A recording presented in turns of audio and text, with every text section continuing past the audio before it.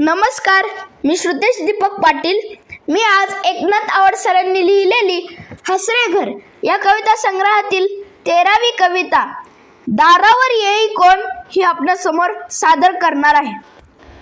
दारावर येई दरवेशी अस्वलांनी केली मज्जा खाशी. दारावर येई नंदी बैलवाला सारं चुकतो सांगतो बोला. दारावर येई वासुदेवाची स्वारी